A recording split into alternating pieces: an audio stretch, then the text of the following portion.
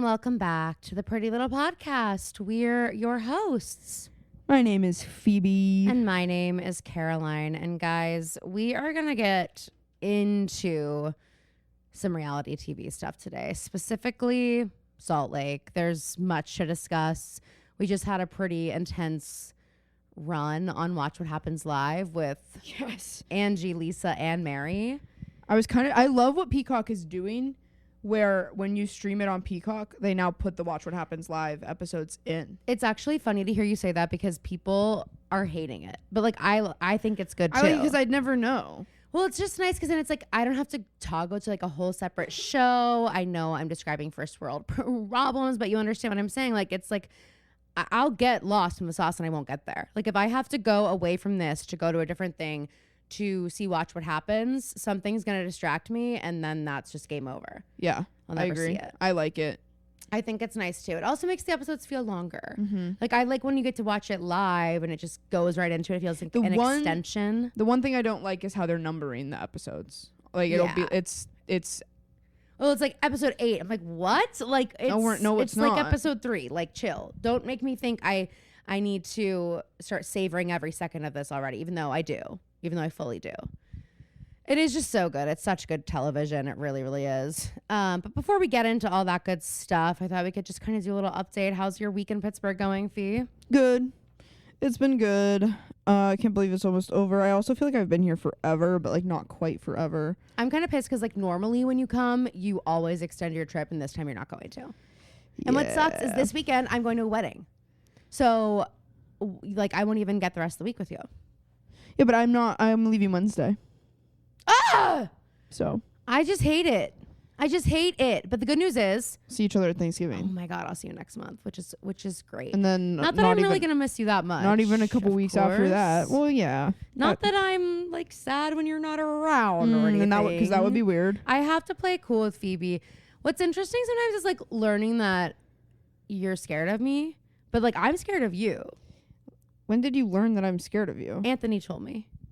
Oh, it's not so much fear. It's more managing me. Your middle management, like Seth Marks. Well, it's like there are certain things. I know Anthony's literally your husband, but there are certain things where I'm like, Anthony, don't do that. Oh, thank you. I know. That will piss her off. Thank you. I know. Like when he's like, we're just gonna go buy your house, get Caroline.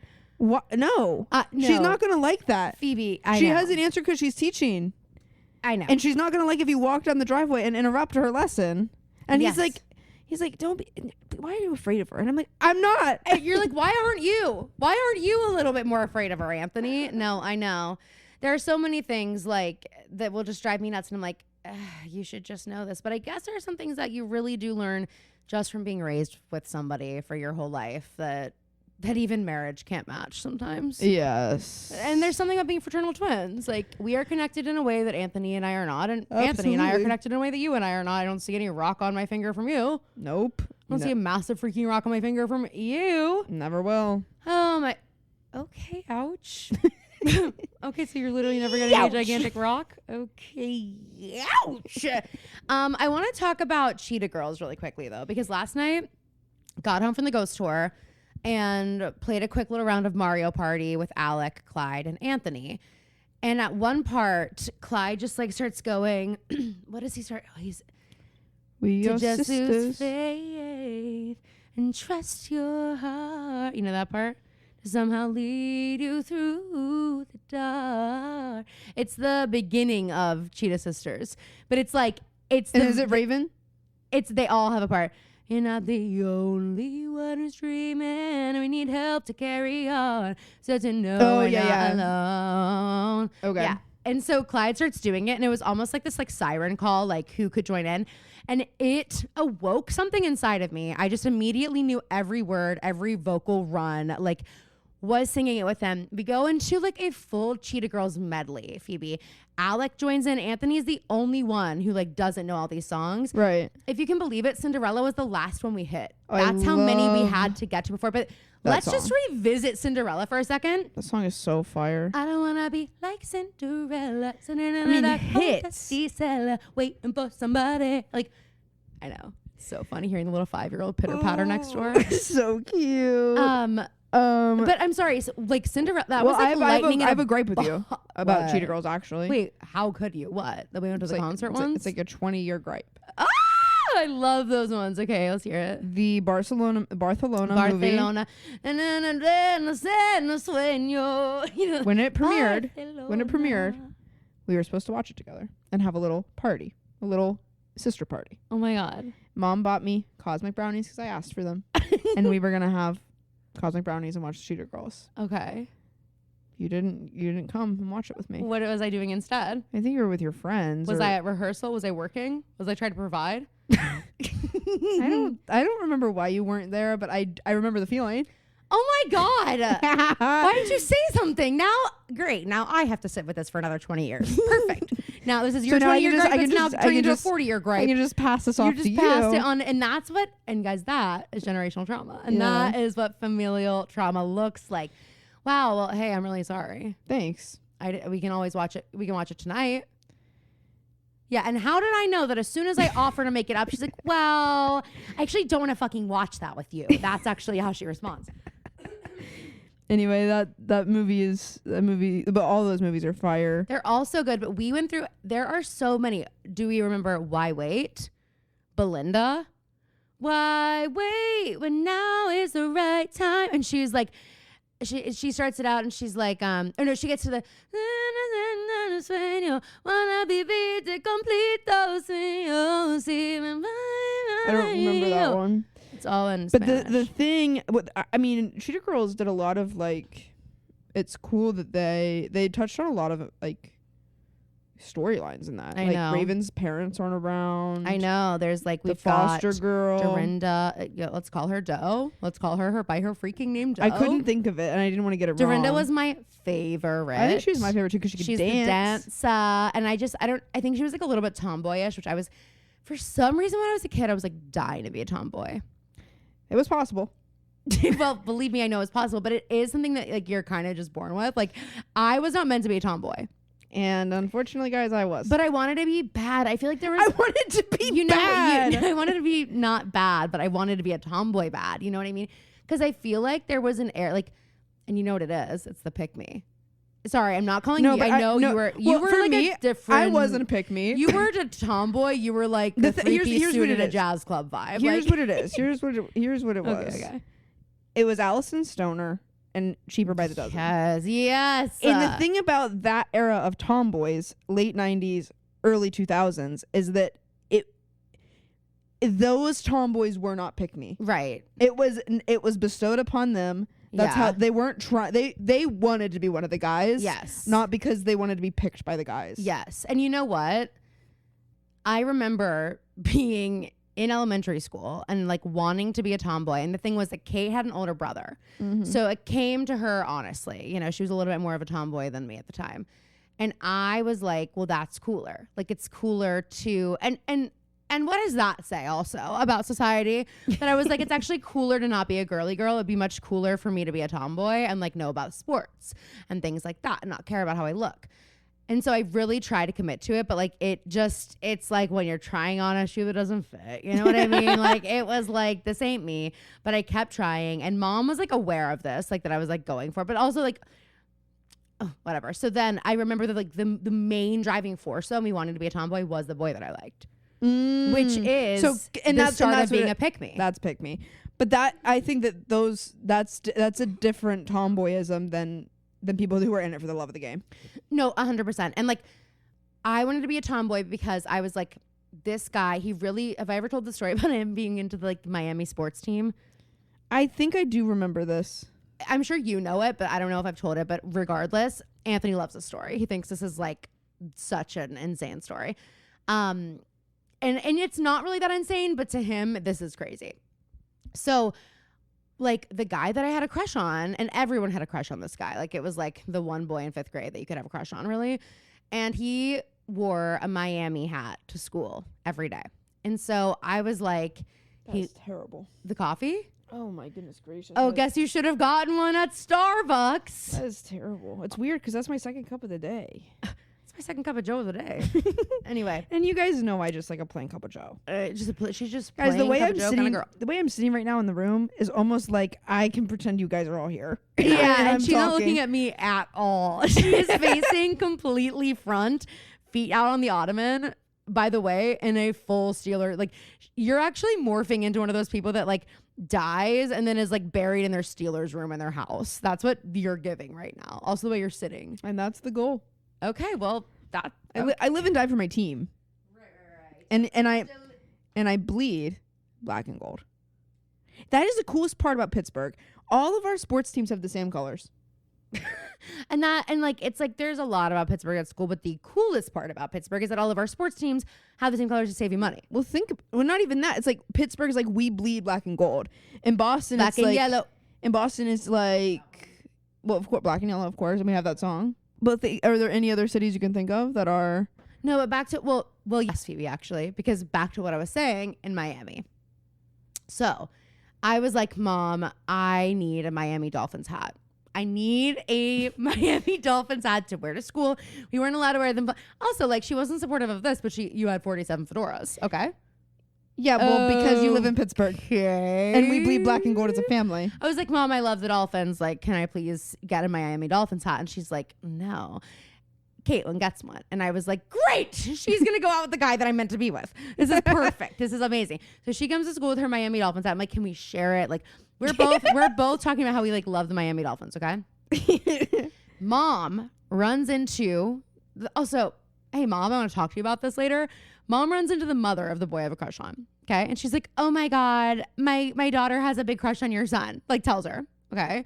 I'm like, Mom, if someone came up to you and told you that their son had a crush on me, you would have told me immediately. So imagine that she probably did the same, by the way. Thanks a lot. Snitches get stitches, but okay.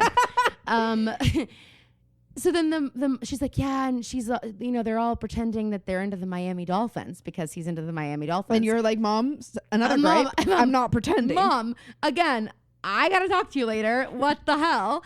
If you're hearing this, call me. The mother goes, Miami Dolphins? No, he likes the Miami Hurricanes. He doesn't like the Miami Dolphins. We didn't realize there were like two different. Is one of them a college team? I still don't know. I think that maybe they are. What are they? I don't know. But like, that's still not what I was talking about with Pittsburgh. Okay, but can you listen to my story for like a second? Yeah, that's the Miami College team. Okay. The University of Miami, they say. That's what he liked. And he was wearing a hat with the Miami. It's the same colors, is my point. Green and orange. It's the same. No, it's not. What is Miami Dolphins colors? Turquoise and it's the same orange. fucking shit. Oh my God, it's the same thing. It's actually listen. Hey, I can't see the hat, but it's like a forest green and an orange. I'm pretty sure this hat was just like that U. Yeah. And like the whatever. Caitlin's hat though had dolphins on it. Like it was like a full blown Miami Dolphins hat that we started wearing. So funny. To make him think we were fans, and we have a lot more in common than you think. And maybe now you're gonna want to take us on a big old date. All three of us. And we were sharing the hat, and instead. He doesn't like that team at all, actually. He likes the Miami Hurricanes, and we just are that fucking stupid. But it's like, hey, by the way, that's the definition of a pick-me. And from that moment on, I said, you know what? I'm going to go back to calling my friends and saying, what are we wearing tomorrow, girls? And planning our outfits to match. Like, that's really who I am. I'm not the girl that puts on the Miami Dolphins hat for her crush who likes the Miami Hurricanes. Right. It's just not who I am. And guess what? It never started a conversation because he doesn't like the Dolphins. So he didn't never say, oh my God, cool hat. I like the Dolphins too. No. And we waited for it. We were like, oh my God. Him. You're like, I'm not kidding, Phoebe. We thought when we walked into school with that, he was going to be like the girls of my dreams. Like we really thought that was going to sell it. You guys holding it between your one hand. We're like, oh yes. Like, I mean, I probably was like scribbling in my notebook, like, I love the Miami Dolphins. Like, you know that I was committed. We were committed to this. And he never liked that team. and Mom thought that was the funniest. And Anthony thinks that is the funniest fucking story. He's like, you idiot. I mean, I was in 5th grade, but it's like, I just was not meant to be a tomboy. No. And that really was the beginning and end of my pick-me era. And that's okay. Phoebe's still in hers, but that's okay. I'm sorry, but you know who really is the ultimate pick-me girl is, say it with me, 1, 2, 3, Morgan from Big Brother. Morgod. Oh, yeah. Morgod, if you will. Oh my God. Wait, okay. And Should we just talk about that first? Because we haven't talked about the finale yet. And I know it's been a second, but we haven't talked about it. So yeah, we're going to be like kind of quick about it because what is there to really say at this point? The crash out of all crash outs. I actually was like fearful. It was astounding the way that he was yelling, and I was like, he like yells like this at home, and in his parents' basement where he lives. When his parents told him to clean his room, that's how he fucking acts. And I also am just like, Vince, by the way, I hate when guys especially do it, but like I'm sorry, don't go on Big Brother if you can't control your emotions. When he's calling himself a loser and like he can't like the screaming. Chuck did not like that. No, he didn't. And you know what, Chuck? Neither did I. And he's like, may as well be like hitting. He guys. If you guys didn't watch it, he is an elevated version of stupid. And elevated isn't like on crack, like on steroids, on crack cocaine. He's like I don't deserve to win. Yeah. No. So this is what happens. Okay. So we're playing this game, and it all comes down to reading directions. And Phoebe, I need to tell you though that this like shook me to my core. Not me telling another story from 5th grade right now. But this shook me to my core because it reminded me of like, oh, well, of course, everything on my report cards. Like, you know how you'd get your report cards in elementary school and it would have like all these little like behavioral moments, like that they could check boxes on. Mine were like pleasure. No, a little weird. That's not what I mean. I mean, they were like, it was like boxes of concerns. Oh. Okay. And then like you could check certain ones. So it could be like talkative or things like that. Like, you know what I mean? And why is that a concern? No, I know. Every single, as professional yappers, we just don't get why that's a concern, but okay.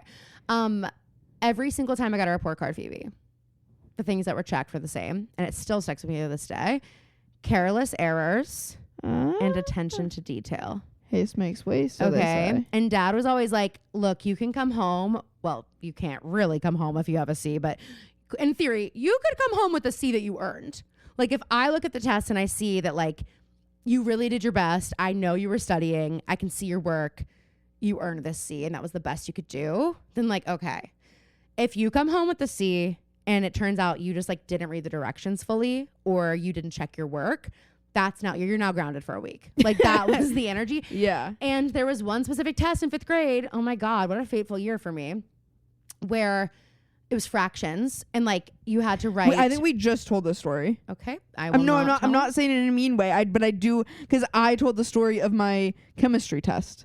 Oh, where yeah. Okay, we did just tell it. But like, it's that feeling of like, okay, but the answers were right, but I didn't fully read. Now, I still think that was kind of bullshit what happened because like it was still the fraction. Like, give me a fucking break.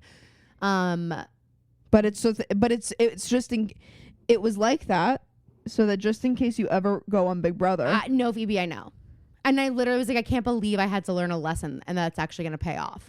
Like, because now I still do it. And I still skim instructions in such an insane way. And like the mistake that Vince made. And this is what I hate to say because like Vince has OCD. And like, there were parts of him that I was just like, yeah, like I get it, but also like you need to be on the show. You need to be able. You need to be regulated. You need to be able to handle it. Like, and I think what was also really like scary and weird was when Morgan and Ashley came over to him. Yeah, how he acted. And they came in with when they were laughing. They were all just like, at the end of the day, it is a game. Well, Morgan was not laughing, I don't think. No. The crash out hadn't happened yet. They came over to him to explain the directions. And they thought it was going to be like, oh, I'm so stupid. Even though he was already screaming during the game. He was like, it's fucking right! Like screaming at it. Because the whole thing was he didn't read the directions, which it was a mistake both parties made. Ashley made the mistake too, but she was like using her brain. And she said, this is where it is. And it's really a woman versus a man thing. Sorry, but the man couldn't understand that something he did wouldn't have been right. Like, he's like, I didn't make any mistakes. There's not any room for error in my mind. This is right. The game must be wrong. Ashley keeps doing the same thing as him. And she's like, I'm not getting it right. Let me go reread the directions and make sure I didn't misinterpret. We find out they were asking, you know, the end of Big Brother is always like, on what day did this happen in the house? You kind of have to like be studying the whole time. They both put them in the order of what the days that I don't remember, like it was the numbered day. I think that they went is what they were putting. Yeah, first. And then they were like, no, we don't want the numbered day. We want like the order. I don't know, something, whatever. But Ashley read it. She was like, I can't let Vince know that I just read that and learned something. So she kept it cool, redid hers, and wins. It's also he never went back and reread the fucking directions. It's not even just a woman versus man thing. It's also Ashley's lawyer stuff and the fact that she And I just think that Vince was so sure that he was the best game player in every capacity. Well, that's really Ashley was so good at concealing her her intelligence. Yeah. And like he really believed, and I think that's really what I mean with like just not every man, of course, but like this type of a man who just is like, there's not a possibility that I'm wrong. There's not a possibility that you're smarter than I think. Like, like I've got a perfect read on everything. And so for that reason, I deserve to win. And there's like this, whatever. And Ashley, like even just looking back at clips, like Ashley seeing all the clips from during the Big Brother season of him talking about how she doesn't deserve to be here, like saying actually abhorrent things about her. And she's like, oh my God, like I didn't know that it was like this, but it makes it even a bigger slap in the face to Vince that he lost to her, which I love. Which I have. The look on his face when she said she was a lawyer, even though I am like, Ashley, like it's giving me flashback. Her speech, even though it was so good, but when she gets into that mode, it was giving me flashbacks to when she had her moment with Keanu. Except for this was like so much better, don't you think? Yeah, no, it was, but there was just something about her that I was just like, I don't know. I don't know what I'm trying to say, but a couple of things I loved was the look on Vince's face when he found out she was a lawyer. That was awesome. My God. And then also when Morgan walked on stage and Rachel realized that Ashley was in the final two. She was so excited. She made like this. There was the same look on her face as when she won Big Brother. I know. She was so excited and so proud. It was so cute when Will votes for Ashley and he's like, this vote's for my little girl. And then Julie was like, keep it a fucking secret, Will. And I was like, it's not too late for me to kick you off this goddamn stage. It's like, Julie, shut the fuck up. But also, Julie looked slutty on finale night. I love when Julie's slutty. I'm like, you know, you could have been a bad bitch. I loved that Lauren switched up. Thank God. If she had voted for Vince, I would have literally been like, and I'm done with you and never want to see your face again. If there was an opportunity for Rachel and her to kind of have a heart-to-heart in the jury house where she was like, do you understand what I was saying? Like, he ruled your game. Yeah. And I wonder if Lauren was like, you're right. Like, he did, and I didn't realize that at the time because I thought I was playing a good game. And I was so blind in my alliance to him that I couldn't listen to what you were saying at that time. So now let's talk about outside of the house. Vince and Morgan have not spoken. Can you believe that? He is diabolical. Actually a psychopath. I'm sorry. So Kelsey, get out of there. The fact that we see them on a pap walk, also like no Big Brother character is ever really being posted about by TMZ. Vince, why are you calling? But like don't be out with him, Kelsey. No. Don't be out with him when he gets back. Like, that's a phone call. I'm sorry. You don't deserve to see me in person until, like, I decide you deserve to see me in person. You Especially can call me if you're coming home empty-handed. Well, he's coming home with $70,000. Which, when Julie... Also, it was, like, all of his responses, he looked so sloppy and grody, and all of his responses pissed me off. When Julie was like... when she was like, how do you feel you're going home with $70K? And he was like, well, it's the most money I've ever made in my life. And I was like... Ew, like, first of all, ew that you're saying that. Like, also, you just say, I'm so excited, I'm so grateful to have made it this far. Like, well, just like his hair was greasy, he wasn't in a suit, Patagonia, whatever. Like, why are you doing that? He looked mangy. For all lack his of a better answers, term. Every time someone asked him a question, they were like, why did you do this? That like kind of screwed everybody over. And he's like, I didn't do that. I know. Or I took zero accountability, and that's the thing that I really believe. If you go in this game turn a jury and you fucking act like the way Vince acted, obviously he did not play a great game, but he did get to the final two. Right. So let's say you do that. All you have to do is show up to the jury and say, I did this to you, I did this to you, I did this to you, and here's why. I did this to you. And he couldn't do that. And it was just a game, but I had to do it to get here. And I'm trusting that now as game players, you can see that and like vote on my merit as a game player. But he didn't do that at all. He completely was like, well, I don't feel like I manipulated any of you. And it's like, no, you didn't. It's okay. And that's the game. It's the game. But you have to, it has to have been a game move. It can't just be who you fucking are. Right, exactly. Which it seems like it is. Like, and yeah, I'm absolutely sure it's who he is. And the fact that he hasn't spoken to Morgan outside of the game. She was his only vote. I know.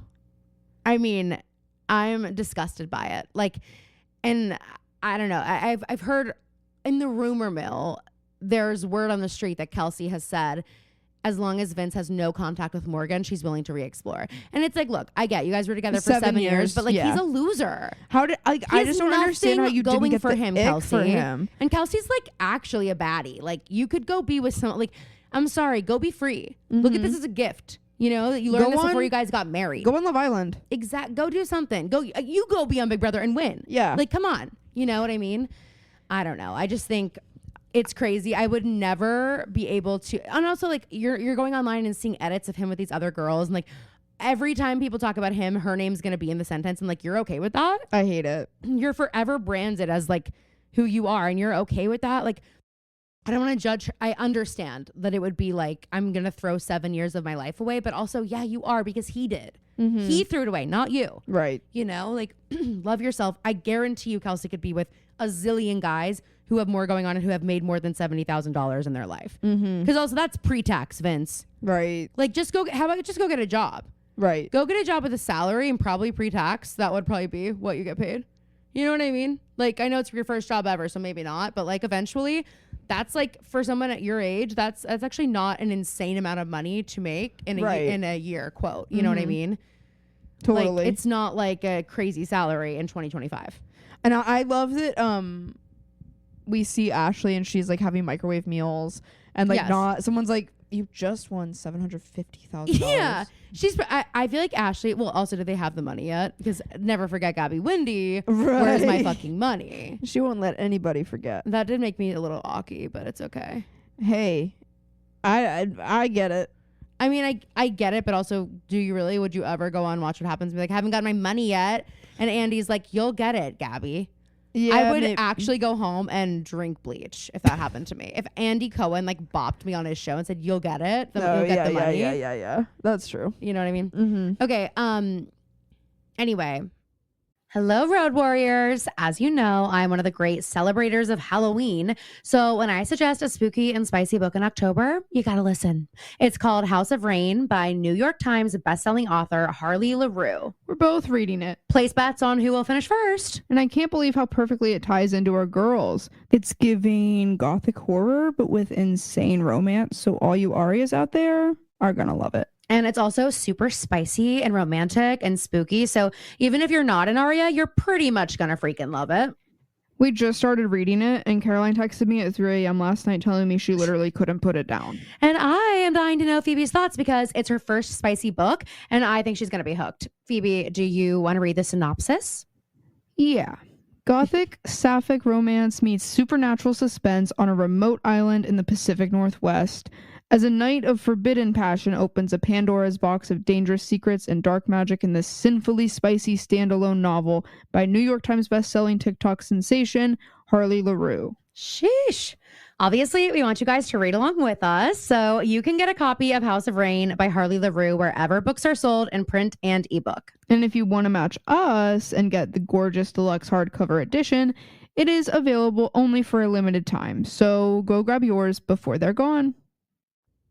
Now I need to talk about Diane Keaton dying. Rest in peace. Oh my God. And you know what it makes me think of? The Family Stone and how we will be watching that soon. Well, it makes me think of when Did you ever watch it? No. Oh my God. It's Caroline's least favorite movie. But it makes me think of when I went to go see a movie called I think it was The Book Club. Oh yeah, she's in that. And she's in like every movie like that. I went to go see it at the Robinson Cinemark, Theater, yeah, with Mom, KK. Wasn't it like really and Liney? The raunchy? First scene is a man giving a favor to a woman. Giving a favor to a woman. That's our new way of saying cunnilingus. Is that the word? Something like that. Well, it's like in Cabaret. You're a very cunning linguist. I know. I always say that. And then I'm like, if I say it fast enough, it'll sound right. You know. And I was sitting next to KK. No. Yeah. KK probably was like all in. Oh, she loved it. She was like, wait, this is forward in her seat. She was like, wait, this is just a sex tape? She's like, I thought this was a movie about book club. I was like, snooze, okay, this is gonna be an expensive nap, but now I'm wide fucking awake. Literally. She was like locked in for that, I imagine. So funny. So that's kind of what I think of with dying. And hats. And hats, of course, and The Godfather, of course. But Family Stone, I was just like scrolling through the TL and seeing all the posts about Diane Keaton, and like, it's so funny that you can't wait to watch that after the way that I heard you talk about it last year. I know when you watched it for the first time. No, it wasn't last year. The second time I watched it. Maybe I watched it the year before.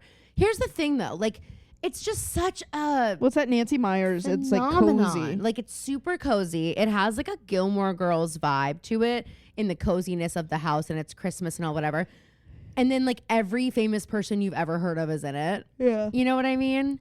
Ian McDermott is in it. The actual Ian McDermott. No, he's not. Oh no, the guy that I was calling Ian McDermott from Hunting Wives is in it. Oh, I still don't know his name. I don't either, and that's okay. But that's Dermot. It's like Dermot's like his first name. Yeah, something like Dermot that. something. That's Dermot close. McDermott. We're getting Dermot McDermott. Perfect. And famously, it's Dermot McDermott. Okay, Dermot. I'm an ologist. It doesn't matter. It doesn't matter what his name is, guys. I've seen movies he's in, and I'm supportive of him anyway. But I hate The Family Stone, but I also can't wait to watch it with you. And I think we're going to watch it at Thanksgiving. I think that's the time. All right, and Dad loves it. I know. Nothing is funnier than that. Us literally talking about how much we fucking like. Mom's like, oh, I hate that movie. Dad walks in, Family Stone, I love that movie. Like, it is polarizing. You know who else loves it? Chloe. And which checks out. And hey, Chloe, don't take any offense to this, but that does make sense. Checks out. And it makes sense in the way that Dad like everyone's just so maybe it like it like works for them. But it's like Dad and Chloe kind of have similar right there. And I've always said that they're kind of, you know what I mean. They're kind of kindred spirits in a way. Yes. Like they're both kind of yeah. Keep going. What? They're both kind of what? I don't know the word. Yeah. But Caroline knows exactly what I mean. No. Anyway. Yes, she does. I can't wait to watch it with you. We're going to have a great time. But you know what else? Spoilers. Never mind. I won't. Okay. I won't spoil it unless you want me to. Nope. Even though the movie's been out forever. Whoever wants spoilers. And guys, please stop spoiling Wicked. Guys, stop spoiling Wicked. Stop talking about the Tin Man. Even Slater, why did you post that? You're going to go to jail. You just probably broke an NDA in a major way for posting a picture of the Tin Man. Oh my God. Just kidding. Guys, if you're... None of it's CGI. If you're feeling... Can you believe that? Yes, and I love that. Me too. Everyone say thank you, Barbie. Mm-hmm. For setting the standard there. I just need to say, like, if you're pissed off about Wicked, quote, Wicked spoilers, there's actually no such thing. The show's been out since 2003. The book's been around longer than that. Mm-hmm. And it's not my problem that you aren't well read. Like, what? What? Stop crying about this. It's actually been around for a long time. All right. Let's just get into Salt Lake, okay? I actually have notes. You do? Oh my God, I love that. I rewatched the most recent episode this morning. Well, dismissed as in it's none of your fucking business. Next time anyone wants to bring up anything I've ever done, I'm going to say, well, that was actually dismissed. And they're going to say, what does that mean? I'm going to say dismissed as in it's none of your fucking business. And that's all dismissed has to mean these days. Wait, first though, can we talk about the taglines? We never like went through them. Oh yeah, yeah. I'm going to pull them up one second. Mary has the best one. I'm obsessed with Mary's, and I love what they said on Watch What Happens. So Mary's is, I'm just here to eat, drink, and be merry. And apparently this was one of the taglines they proposed for last season, and it was one of Andy's favorites, and they didn't use it. And so he's like so excited. It's perfect for her. So because really, that is what she's my there for. favorite. I saw a TikTok or something, or a comment on TikTok that was like, I love that Mary is basically just watching the show with us. 100%. I love when Angie says, you do French fries, I do franchise. Mary goes, oh, that's good. Well, first Mary goes, Heather, what did she say? French fries? She's like, I need subtitles. Where are the subtitles for my show? She's like, French fries? And Heather goes, she said, you do French fries, I do franchise. And Mary, that's good. She loved it. Well, I love She's like, that's my sister down there. Yeah, the same for when like 2 episodes ago when they were like, Brittany just told Lisa that Angie said Lisa's like Jen Shaw, and Mary goes, shut up. And I just love that Mary is just truly an audience member with us. But okay, so the taglines, let's break them down. Heather, don't play me. I've got the receipts, proof, and the screenshots. Heather, we need another big moment. Yeah, I agree. This was a while ago, and we're still I'm banking over it. on it. I'm kind of over it. It was iconic, but again, Let it so be much that. has happened since then, and like maybe you need to think about being more iconic yourself instead of just attaching yourself to Lisa and hoping that that's going to carry you through the season. Yes. I know you're a producer, but you need some more lines. Okay, Meredith's cracks me the fuck up. Wait, something popped up. God damn it! Like, why is it impossible to read any sort of article on your phone? Oh, it's terrible. Wait, is this all right? Is this from this? Nope, this is last season. So that would make sense why Heather's You're was... like, and Heather and another Heather, thing. do a little better. Okay, wait. Okay, here we go.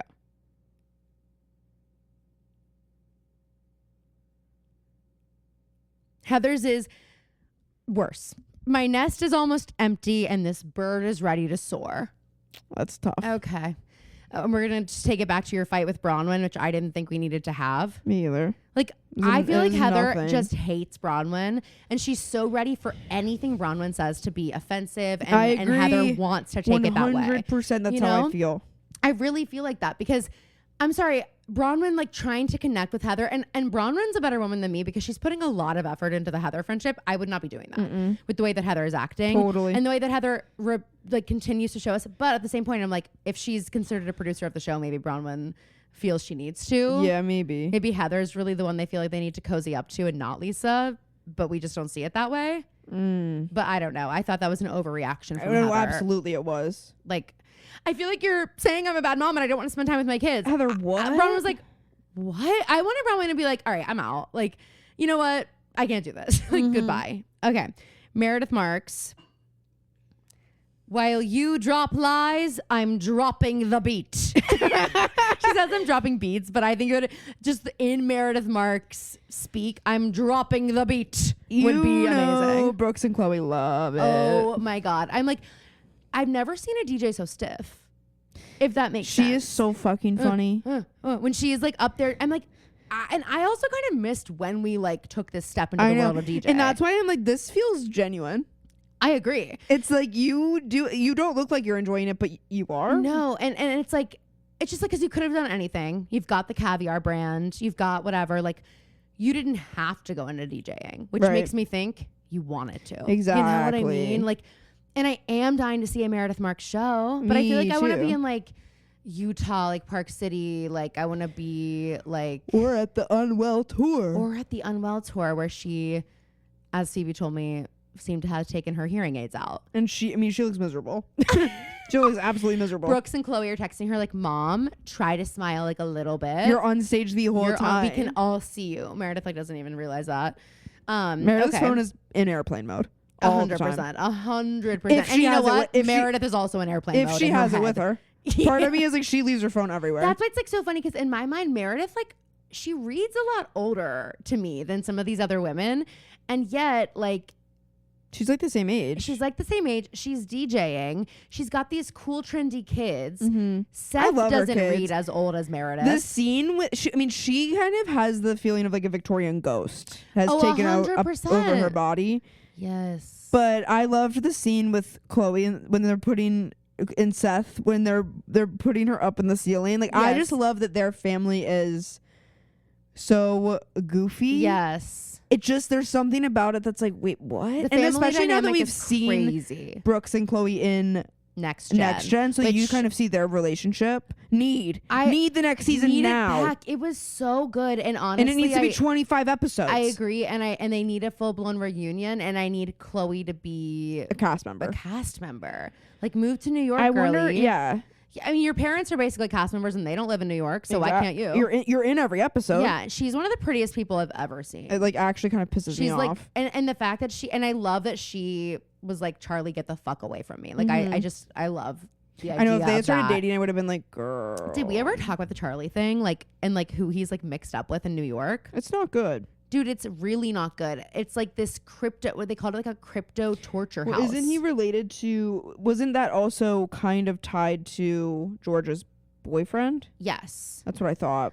Well, Georgia's ex-boyfriend is allegedly like a massive scammer. I don't really know the tea there, but Charlie is like in photos from like the FBI arresting some guy who's like in a robe because he like they basically kidnapped some guy to extort all of his crypto from him, and they were torturing him in the house. Jesus Christ. Until he handed over his like crypto wallet, basically. And the police come and do a raid, get this guy out of the house.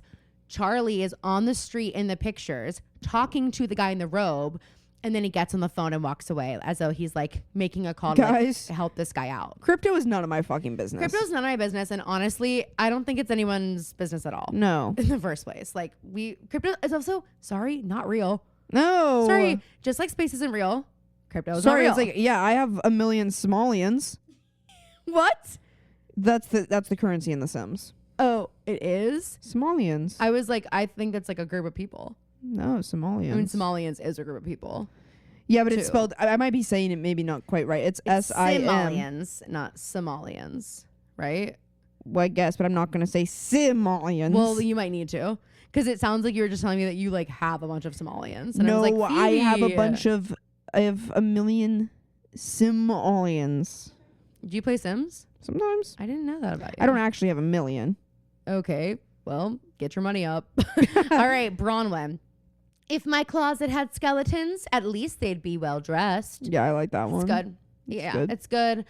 And I really, sorry, again, am loving Bronwyn this season. I like her more this season. Her mom sucks. Unbelievable. It's like borderline Monica's mom. I agree. I mean, I totally agree. Hearing, and the fact that she's living in Bronwyn's house. And she's acting like this. These are the moments where, though, I do feel, although we all have our opinions about Todd, I believe that he really loves Bronwyn, and that he's like, the reason he doesn't want Bronwyn's family here is because of how they treat Bronwyn. I agree. Like, I think that's, you know, I'm not trying to give him a pass for like his bad behavior, but I do feel like the way that he's, because at first when I heard him talking about her family being there, I was like, Todd, okay, great. Like, you're being a dick again about her family being here. And then we meet her mom. And I'm like, I like what Bronwyn said about Todd, though, about like how he watched the season and he's making changes based on the behavior he didn't like seeing himself. I thought really that was good too. I wonder about, the one thing about Bronwyn is I do feel she's just so produced, like not by a producer, but like by herself. Like I feel like she has carefully crafted who she wants to be. And I don't know, but when she was on Watch What Happens, she had Christian Siriano in the front seat, not Todd. Todd was in the back, and Andy called it out and was like, you know, you never see that. That usually the husbands want to be front row. And he was like, I kind of like that Todd was like, I don't need to be there. And because I didn't know if Andy would be like, why isn't he out here being supportive? But it's actually like, yeah, like, that's a good point. I'm imagining John Barlow like, no, I need to be, or Lisa being like, he has to be front row. I don't know if I see John being like, I need to be up there. Agree.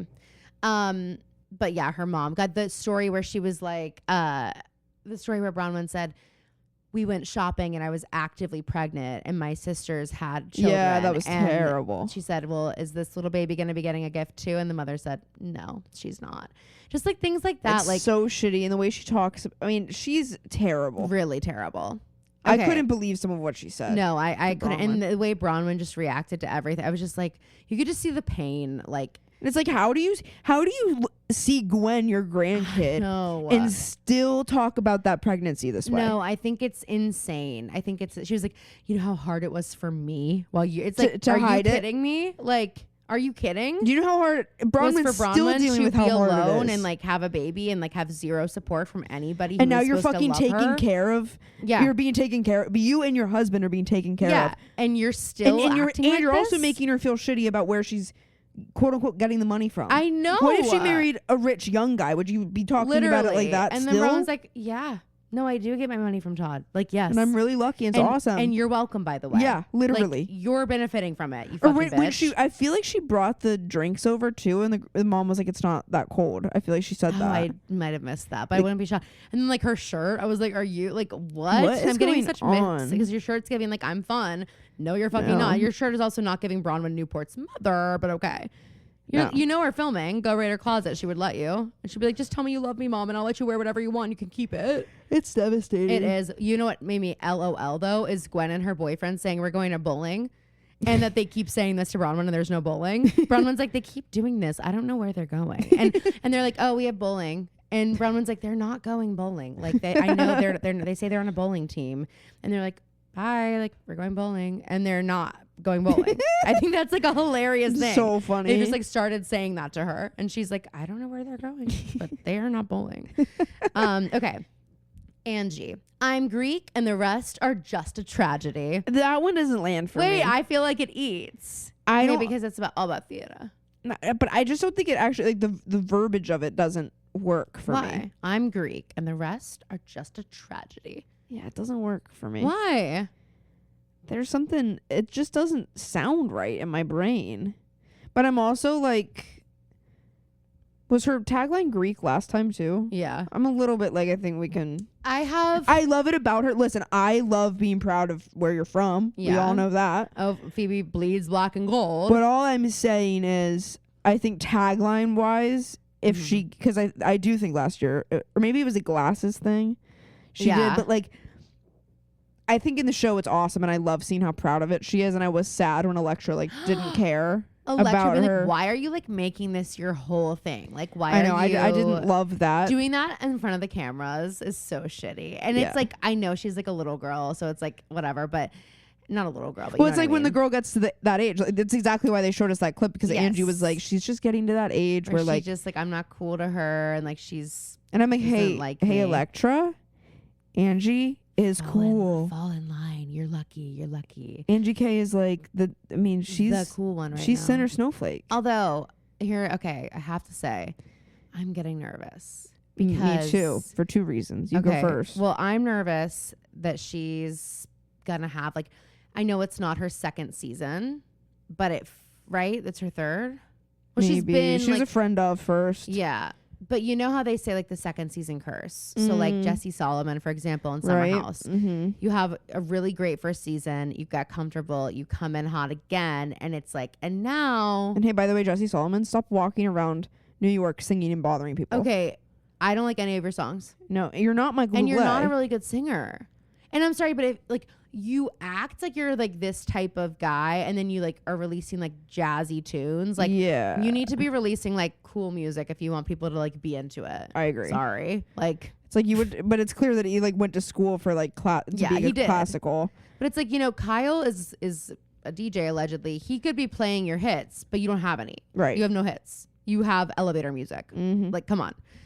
Anyway, my fear for Angie is that she may live to see herself become the villain this season. I don't want that for her, and I don't want to manifest it for her, but I could see it happening. I know what you mean. One of my fears is with the Mary thing. They seem like they're in a good place now based on what Mary said on Watch What Happens. Mary would have let us know, I believe. But I am worried to see it. I don't want to see my sisters fight. No. But I'm also, and I wrote this down, when she's having her coffee meeting with Meredith. Yeah.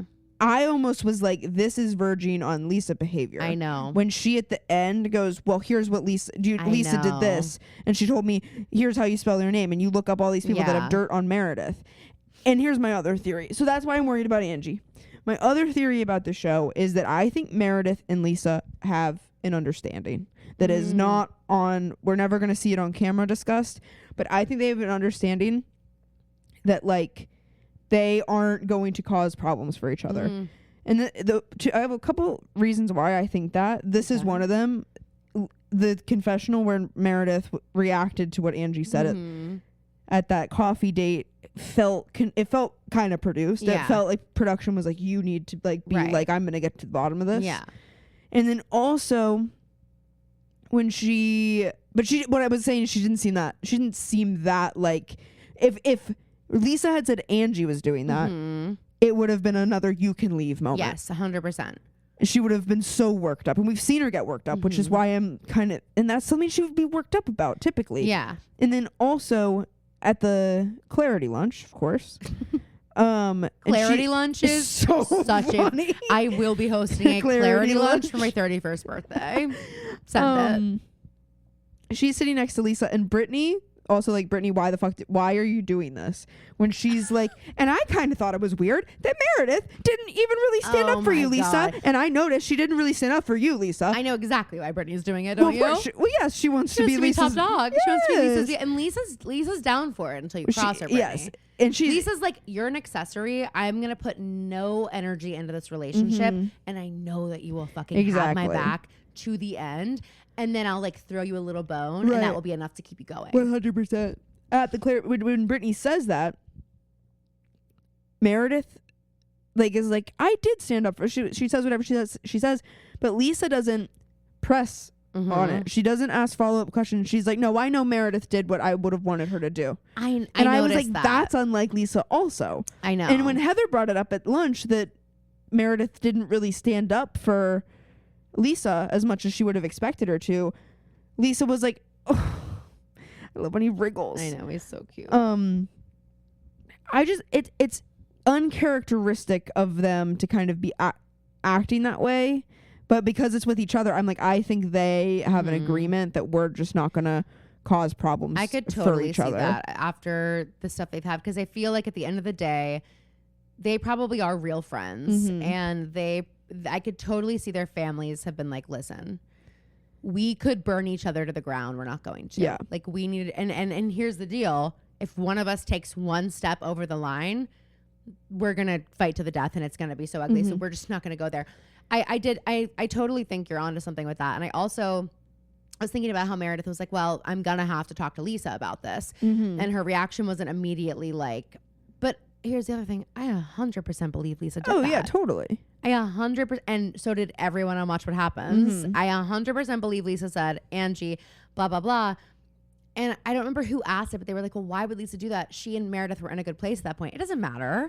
Lisa, it doesn't matter if Lisa is your best friend. Totally. She's going to do what Lisa's going to do. And Mary's right. Like she is just like a gossip, I think, at the end of the day. That's also and she wants to be top dog. And I think at the the end of the day, she doesn't want to see anybody doing better than her.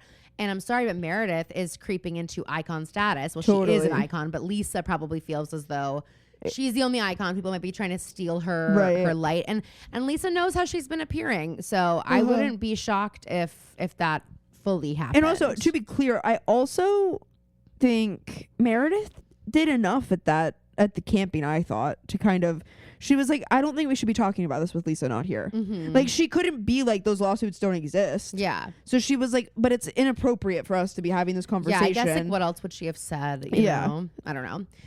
Okay, Whitney. Roses are redheads. Violets are blue. Don't come for me or I'll come for you. Terrible. The redhead thing, I'm like, okay, but now you're actually just taking Bobby's whole redhead thing and making it entirely about you. And you don't even have red hair. Which is gonna give another reason for people to make fun of Bobby. FYI. And again, like and also that scene with Brittany. No, well, that we'll get to, but the scene with Justin when they're setting up the stripper pole, and I miss when people said Whitney Rose has a stripper pole in her house. I'm just like, Whitney, do you remember when your husband lost his job? Yeah, because you guys of the did shit you were doing Twister on TV.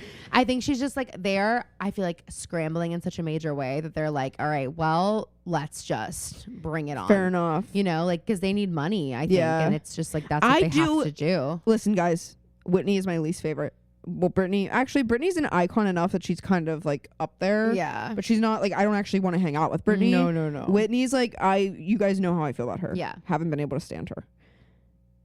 This season, I have actually thought she's pretty based. Yeah. And also, I like how she talks about her business. And she's like, it failed. She annoys the fuck out of me. But I like that she's like, yeah, it failed. Well, she's like, no one can use this against me because I'm coming out with it. So like, first episode, I'm going to talk about it. You're all going to know. And good fucking luck trying to find anything to hurt me on this show because like I'm putting it all out there. She like, it's her personality I don't like, which is what I'm realizing. It's not always just her behavior. Because even when but I can say that I think I've liked her behavior a lot more this season so far. And an example of that is her conversation with Brittany. I completely agree and with even you. Mom was like, Mom was like, and it felt real. It didn't feel also like a gotcha moment or like she was like, oh, you're going to look so bad on TV. Like it seemed like she was coming to her and grabbing her by the shoulders and saying, Brittany, look at me. Do not ruin this chance because we know Brittany's ruined it in the past. And she's looking at her and saying like, just be there for your daughter. It's your kid. Like, she has got to come first. And also, I'm sorry, if Jared is worth it, and he's not, but if Jared is worth it, and if Jared is the man that you're supposed to be with, he will understand and actually probably like you more for it. It's your availability, Brittany, that is making you such an option to him. You know what I mean? Like, it's the fact that you are so obsessed. You're okay with somebody proposing to you, fully being engaged, announcing an engagement, scaling it back, but continuing to be with you and fuck you. You're okay with that. And you're okay with that taking the place of a daughter in your life. Yeah. Who already you fucked it up with. So like last season, you're like, I'm trying to make it better. Guys, I have an announcement. Things are better. Like, do you actually give a fuck? Like, are you okay? She actually is concerning to me. I agree. And I back to what you said about this not being like a TV, like she didn't want to make a moment for TV. Whitney didn't. I think she was almost having a moment of like, you're on TV acting like I know. Like this, what you're saying, and your daughter's going to be able to see that you are like saying what you're saying. And then Brittany goes, Brittany, I'm just so horny. Brittany, are you okay? Are you crazy? Like, I can't believe that you're hearing the things that Whitney's saying to you and this is how you're responding. It was shocking to me. What else? But it was a good moment. Do we have any more? I mean, for Whitney. Yeah, so we did Mary's already. I was going to say something else. Oh, yeah, I do want to just revisit Mary really quick because what happened to Mary? Like, she slayed. I watched What Happens. Yeah, and like in general, like there has been such a dramatic shift in Mary in the last 2 seasons. She's wonderful. She is, and like, and I know her church is questionable. I know we don't really have a ton of details, but I thought that was a really enlightening conversation to see her have and like speak to. We'd never get to really see people that are a part of Mary's life, and the way that she talked about her grandmother or her mom or whoever was like her mom excommunicated won't speak to her now because, and it's nice to see how Mary be passionate about stuff, and like she actually is passionate about it, whereas like, sorry Lisa, like I don't believe tequila is really like your passion. No. I think Lisa Barlow is Lisa Barlow's passion. 1000%. But I just feel like Mary, I'm like, it almost is giving like she medicated in a different way or something. Like, and I don't mean that as a dig, but I just, in the first few seasons, she was so out of pocket and she was so out there, but like not in a, I mean, she was iconic, but it wasn't like in a good way. She wasn't self-aware. Yeah. And it was just like, she would say things that were like calling Heather fat and things like that. Like there were things that were just like, what the fuck? Like, are you like, and it almost just felt like, what are you doing here with these women? Even though the show is actually centered on her. Now it feels like she's like, okay, I get what we're doing here. I'm good to go. It's just surprising that she's been able to find her finger on the pulse. You know what I mean? And what it's it very really is like, interesting. I just keep being like, what happened to her? I, Like I love her. I mean, she is honestly such a delight to see on my screen. Her storylines are compelling. They're moving. Like, I like her friendship. I mean, she is still Mary though. Like she's kept all those things, but she's really turned a corner, and it's interesting to see. All right, Lisa. It is. I don't go low. I go the distance. Sorry, I like it.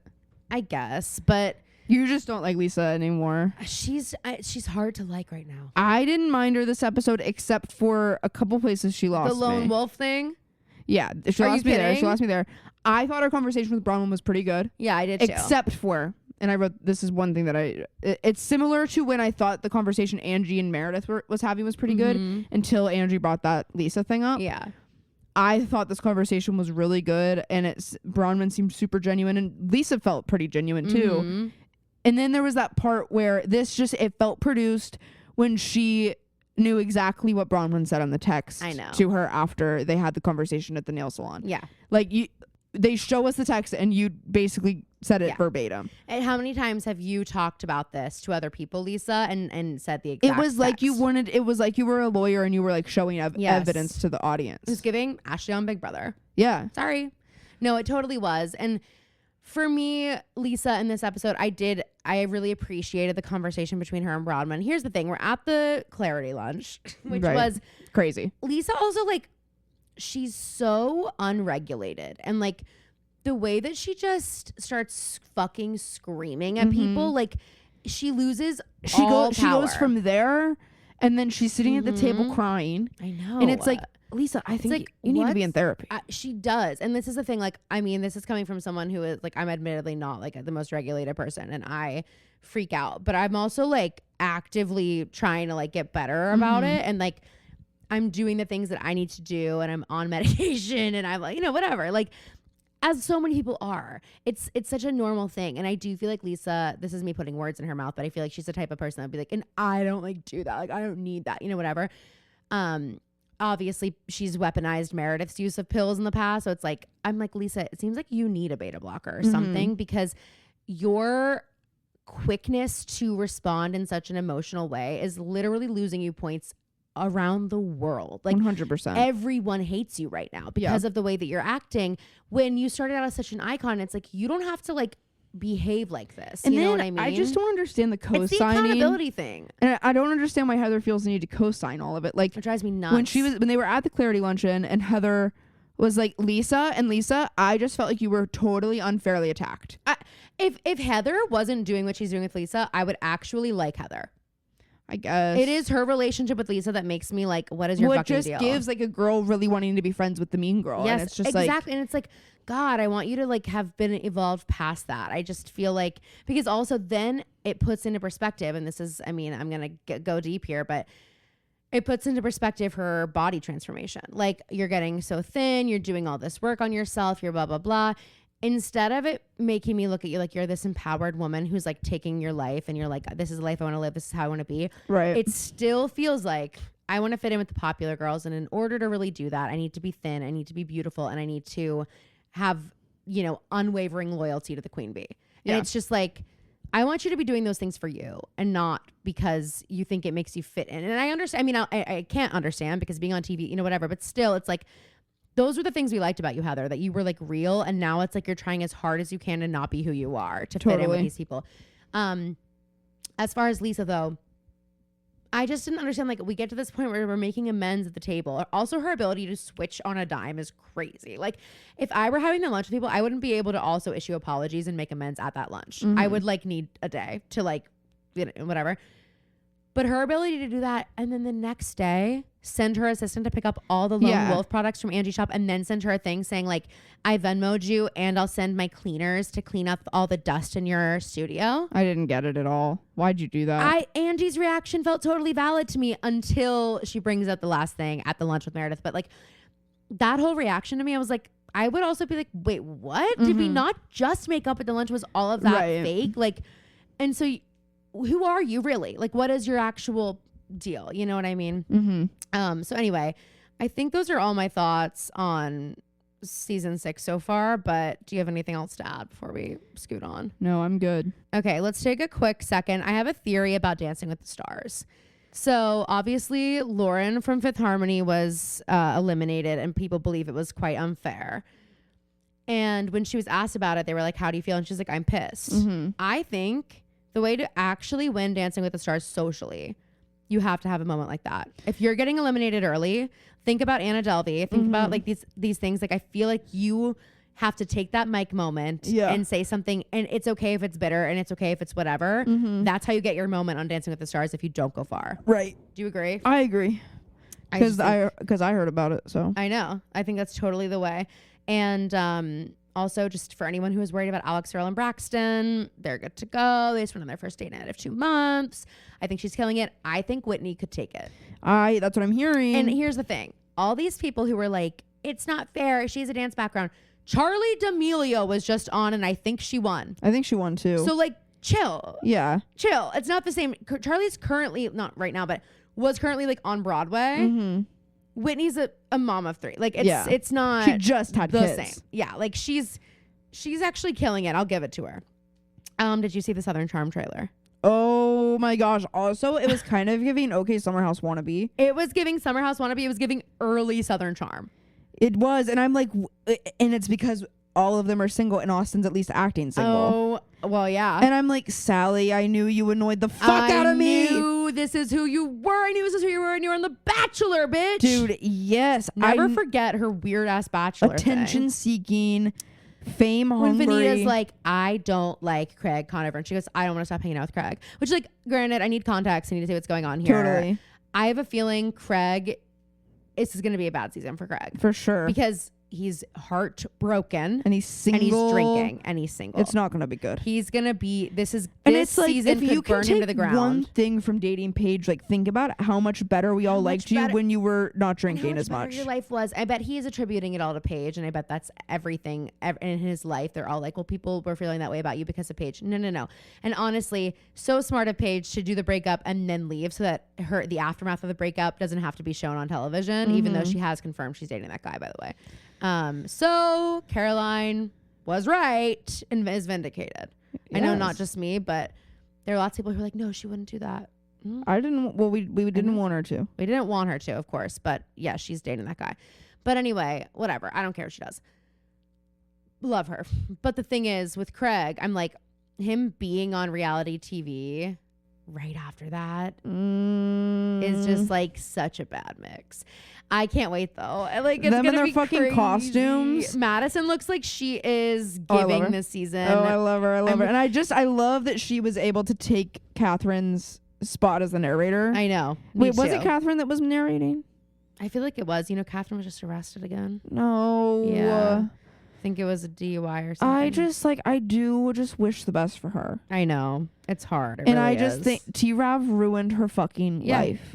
And that's a really good example of the thing that, sorry, I'll give it to Nick Viall because he's the one who like really started saying it. But like when you are young and you're like, oh, whatever. I mean, I was like this. It's a chapter in the memoir. Do whatever. Like, do it for the story. Mm-hmm. You can really fuck up your life is all I'm saying. Like, you get involved with, like, you see T-Rav out at a bar one night and you hook up and whatever, and you see dollar signs and you're gonna keep doing it because you're on a show and all these things, and then you have all these kids with him and now he's completely ruined your fucking life. Like, not to say that like Catherine was with it before that, right, but at the same time it's such a good example of like, you might think it's all fun and games until it is fucking not. And if you get a sign that it's a bad situation, listen to it. Don't just be like, oh, well, I'll just keep being messy because I'm young and like nothing matters. Hey, it matters. Yeah. You can actually put yourself in a prison sentence 1,000%. by like just fucking around like that. So I think she's a great cautionary tale, especially in Charleston. We see it all the time. I mean, T-Rav was like out and about. You'd run into him at bars all the time. Yeah. People would do it. And it's just like, okay, right, you could learn from these other people, but it looks amazing. Austin, I'm like, is he with that girl? No, he's not now, because remember last time he was on Watch What Happens, he was kind of weird about it. Oh yeah, and he was like, you'll have to watch, but like, right, I remember now. And it's like, okay, so you were just in that relationship because Craig was in a relationship with Paige and you didn't want him to be better than you, and also now you got your boyfriend back. Yeah, exactly, except for Austin says at the table that he fucking hates Craig. Yes. Like, but it's like classic. You guys love to say that about each other. I love when they fight. I know. It's funny. Sorry, it cracks me up, and it cracks Mom up too, which cracks me up. Mom's like, they are funny, and I'm like, yeah, they're being vicious to each other, but you're right, they are funny. And I'm sorry, hey, if Sally's gonna be a fucking cunt to what's my girl's name, Molly? Well, I'm gonna show up in Charleston and teach Sally a lesson. Yes. Back off of her. I love Molly goes, you're such a fucking bitch all the time. You're a bitch all the time. Like, I loved it because it's true, and I can't wait to see what warranted that behavior. I love what John Hamm said about Southern Charm, and he's like, all the reality shows are all women and fighting and all that stuff. It's nice to have a show that is just the men fighting, even though we get plenty of the girls fighting, but like, it is mainly like these guys who are allegedly like best friends for life, just fucking, and it really is something that like you kind of, I'm sure there are other cities like this, but you're kind of getting it because it's Charleston, and this is how men in Charleston act. The Peter Pan syndrome in Charleston is really unmatched, and like that's what this is. Right. That's what we're watching, and also we just don't get to see men who are so unaware of the cameras around them. Like they just let loose. They live in the moment. You know what I mean? Okay, finally, I do just want to talk about SNL last night, because why was it like a total dud? Mom and Dad said the same thing. Did you watch it? I watched parts of it. I didn't think it was amazing. The first sketch was painful. It was the Rudemans. Have you seen this? Yes, that was the yes. What? Yeah. It was way too slow. The pacing was so slow. I thought the goth one wasn't funny. The only thing that made me actually laugh out loud was the cold open. Was when Tina Fey came on as Kristi Noem. I did not recognize her. I didn't. Because everybody started cheering. And I was kept like wondering, because I was like, of course it's Tina. And then I was looking at her. I was like, is that Tina? The like lips, she looked, the lips, hair with the eye hat. contacts. I mean the accent. She sounded just like Kristi Noem. She was great. And I loved her little Amy was funny commercial. as Pam Bondi too. I didn't watch all the cold open, but I only saw when she, hold my gun. yes. No, Tina She's like, you want to be a big strong man? Put on some Oakleys and join ice. She's like, and they do. No, she was hilarious. And Amy was funny as Pam Bondi. Like they were like, all right, we have to have you back here because you didn't answer a single one of our questions. And she goes, and I'm not going to answer them again. And she starts making like faces, like whatever. And then someone asks a question and she's like, and I just want to say, and she's like, I have a list right here of all the insults I'm going to say instead of answers. Wait, dude, that was okay. That actually happened in the hearing. Like she had a binder every time a Democrat senator got on the mic. She'd go to her insult binder. She'd literally be like, okay, you were best friends with Epstein's friend. Yeah. What's that about? Literally. You're asking me about my job? You have to watch Amy doing it. It's funny because I also was like, how much of this is Amy and how much of this is like one of my favorite obviously not really, but like one of my favorite things about how she speaks, and by that I mean like it's embarrassing and funny. Yeah. Is she'll be like, Mr. Senator, I am offended. It's giving Busy Phillips and Freaks and Geeks. Like the way that she, well, it's also like she can't. It's giving a high school girl who's like in a fight trying to like make an argument. That's exactly. I kind of wish we had gotten a Jenna Bush Hager impression from. Hey, the season is young. Miss Amy. No, but Miss Amy. Yeah. But it was cool too when they had for Weekend Update, Seth and Tina and Amy. But it wasn't funny. Phoebe, I agree. I was like, this could have been so much better. I'm like, get Jost and Shay off the stage. I know. Let them why don't we just let Amy have it? Like, yeah. Amy, Tina, Seth, and then I thought it would have been hilarious to have Jost and Shay come out as characters. I agree. But I don't think Shay no one would listens ever to do us. It. No one at SNL listens to us. But also, you thought it was going to be Lauren. Oh my goodness. How wrong you were. It was the real diva. But they had just met for the first time in Paris Fashion Week. I do think it's so funny though that you were like, and I'm not putting this on you, but like you were so sure. No, I wasn't sure. I was hopeful. Lauren. I didn't see it anywhere else. I didn't see anybody else. No. But all of Role Models fans on TikTok were like, ranking of who's going to be Sally on SNL. Oh my god! They're like, obviously, they were like Bowen Yang. They were like, obviously, it's probably going to be Amy. Bowen's already done it. Seth Meyers could come up and do it. I mean, I did see one list where Charlie was on there. Because they had just met and they kind of have like fake beef online. Oh, I didn't know that. It's so funny that Charlie engages with it. Well, that is Charlie's whole thing. No. But I mean, like, she's in on the joke with him. Like, she seems like she would try to be like too cool for it. Yeah, true. And she doesn't with it. Like, they did this whole video where he's like, that's my ring on your finger.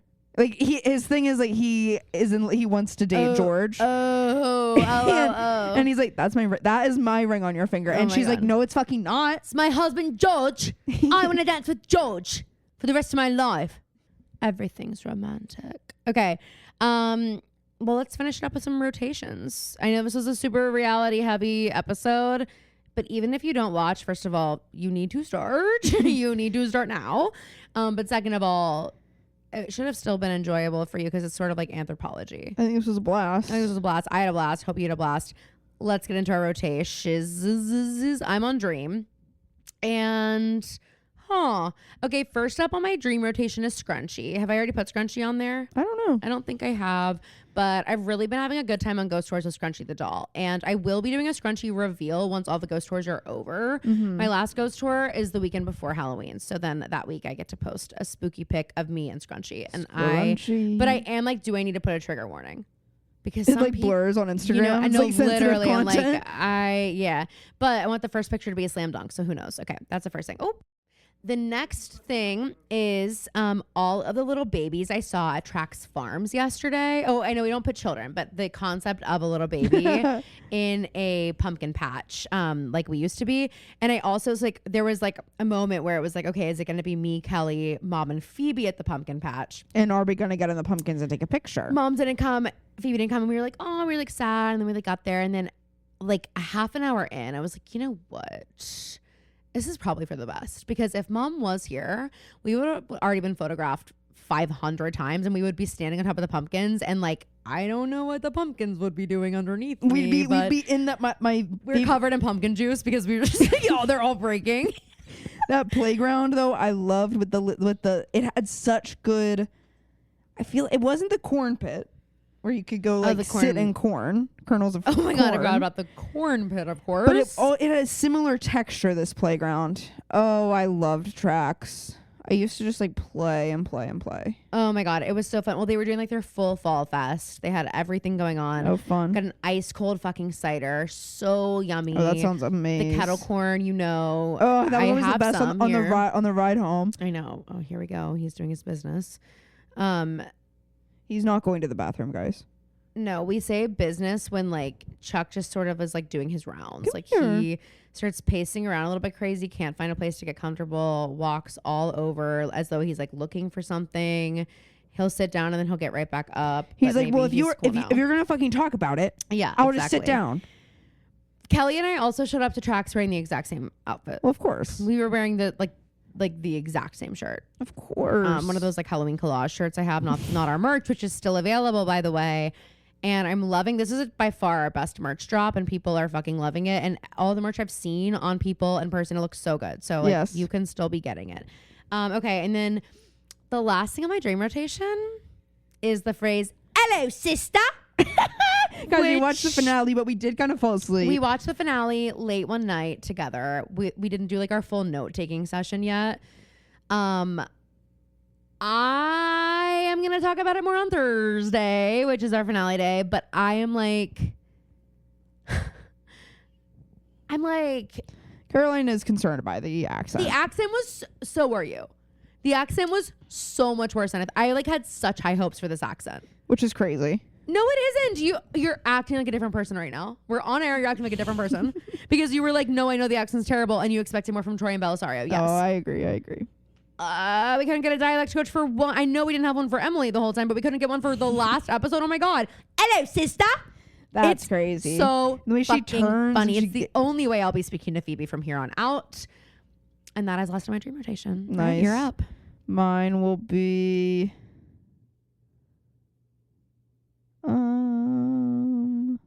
would be the heat again, because I'm like, okay, the leaves are even barely turning, and okay, I'm but here. It's not hot right now. The whole reason I'm here is for the fall. Oh, I thought you were here for moi. Well, I was here for the Lord concert. Right. But I just like wanted it to be like genuinely cold, not like cold, but like genuinely fall weather, and it's still a little too hot for me. I agree with you. I've been wearing short sleeves on my ghost tours, which is disgusting. I shouldn't be able to do that. Next will be, man, like I've had a pretty good week. I don't know. Preemptively, the Steelers, if they lose. Yeah, well, that's actually crazy that you.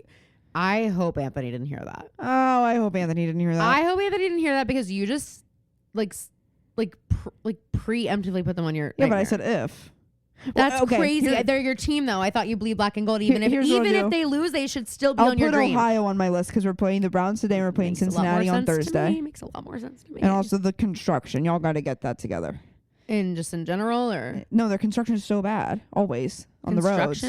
In Pittsburgh. No, in Ohio. Oh, okay. But what's the third thing on your rotation? Oh, that will be the fact that I didn't get tickets to go see the Penguins while I was here. The hockey season just started. Oh, I was like, they're still playing. I'm like, I don't get a hockey season. It's like year round. In my mind, it's year round. They have a short break because the Stanley Cup's normally like in June. Yeah, like that. Okay, so it's essentially year round, I guess, but it's like a different season. Okay, core strength. Phoebe just kicked her legs up in the air and catapulted herself off the couch. That is famously hard to get out of. Have you seen my six pack? Yes, but I wasn't going to tell everyone about it. Well, I don't like to brag. I know, but I did post your nudes while we were recording. So everyone's now seen them. Okay, Phoebe's going to go delete them. So go get her story. All right, guys. On Thursday, we are doing the finale of Pretty Little Liars. It's a long episode, so in my mind, I'm like, there's a chance it breaks up into 2, but Phoebe really doesn't want to. So I'm just like, at least telling you that was a thought I had if that happens. But I don't anticipate it happening. But that is coming on Thursday. Holy freaking moly. I think that's really it. We have Patreon episodes coming for you guys. Lots of fun stuff. We love you. Go get your Halloween merch. Please, please, please leave us a 5-star review. It would mean the world to us. It really helps us out. We love you guys, and we will see you next week. And Splat. And Blair. Hello, sister.